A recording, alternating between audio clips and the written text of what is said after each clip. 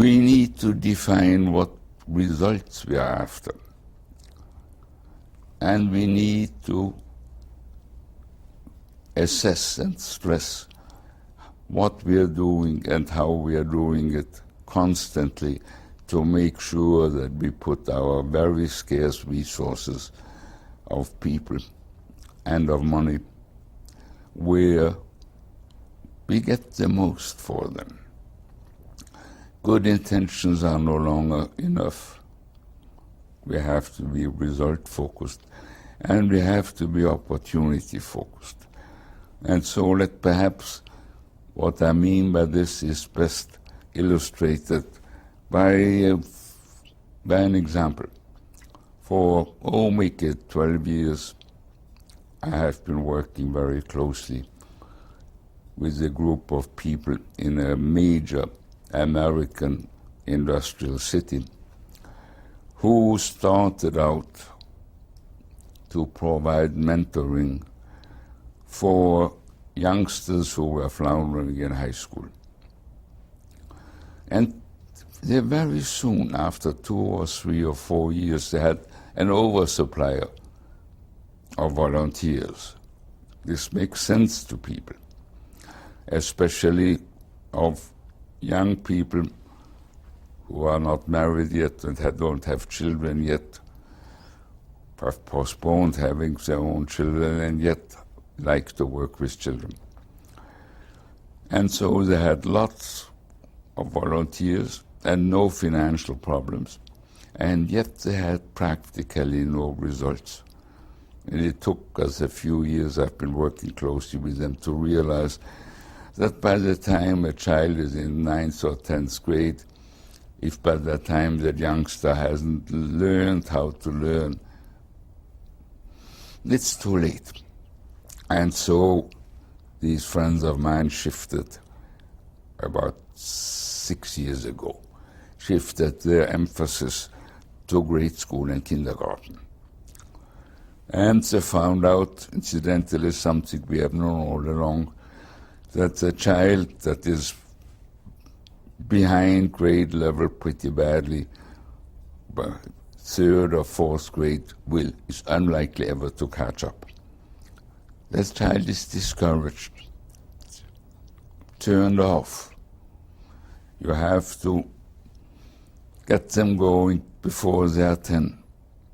And when they began to focus on that age group, their results just went up sky high. And from almost no results with 10th graders, 60% results if they begin in 2nd grade. But then it gradually took us a little time to realize that we had one group where there were no results.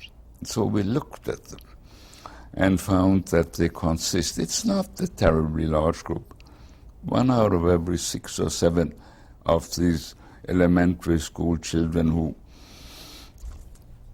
don't learn, fall behind, that there's nothing wrong with their intelligence. They have undiagnosed health problems. The great majority vision problems, which the traditional vision test doesn't catch, but which is easily corrected if you diagnose it. And a much smaller but significant group who have hearing problems, and again, the traditional tests don't catch them, but they are fairly easily corrected with hearing aids. And so that group, I wouldn't say it abandoned its work. It now concentrates on that small group. It's maybe 1 out of 5 or 6 elementary school kids who are in trouble, whose problems are that the traditional approach, the testing of children, simply doesn't catch paralyzing disabilities, which yet are very easily remedied. And so we have refocused very heavily on developing the diagnostic tools,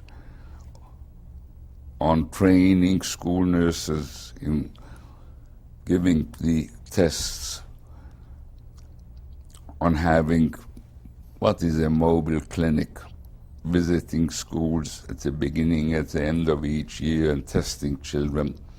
And now we are seriously thinking of abandoning the original aim, because the results of focusing on those fairly easy problems. Sure, these kids, they need a mentor, a volunteer, but by and large they are so incredibly just elevated, just charged by suddenly being able to read, suddenly being able to hear, to listen, by having regained full function, that they don't need much help. They need a cheering session.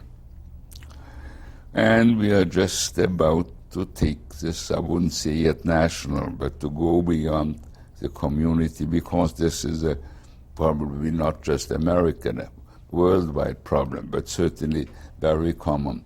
And by the way, not a minority problem. White, blacks, Latinos, they're fairly large. The proportions are pretty much the same. And we hope that within 5 years we'll have something that can be replicated in every school district in this country, because we are in the process of designing the very simple tools, and they would make a major difference. And I always say to them, why don't you apply for the Drucker Innovation Award? And to say, when we have the results, we will.